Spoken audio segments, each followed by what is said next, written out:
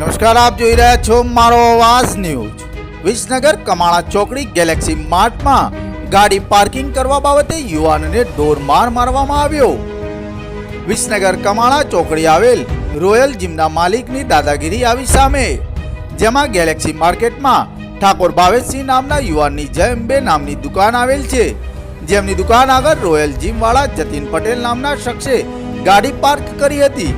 જે ગાડી હટાવવાનું કહેતા રોયલ જીમ વાળા જતીન પટેલે ઠાકોર ભાવેશની દુકાનમાં આવીને ઢોરમાર માર્યો હતો, જેના સીસીટીવી ફૂટેજમાં પણ સાબિત થાય છે કે જેમાં આ યુવાનને વિસનગર સિવિલ હોસ્પિટલમાં સારવાર માટે લઈ જવામાં આવ્યા હતા।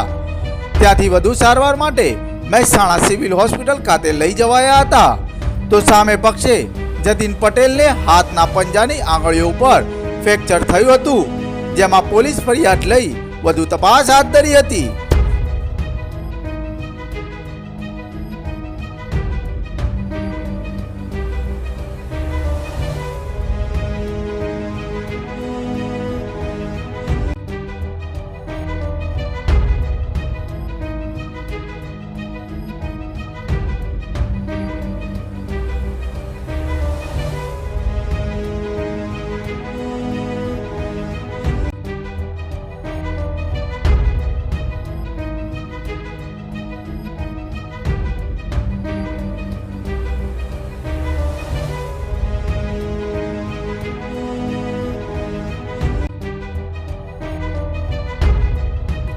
વિસનગર શહેરમાં રખડતા ઢોરોનો ત્રાસ।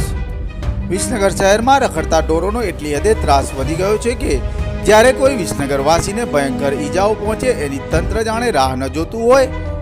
આવો જ એક બનાવ વિસનગર શહેરના મધ્યસ્થ વિસનગર સિવિલ હોસ્પિટલના ગેટ આગળ ભયંકર આખલા યુદ્ધ યોજાયું હતું, જેમાં રાહદારીઓ તથા વેપારીઓએ આખલાઓને છૂટા પાડ્યા હતા।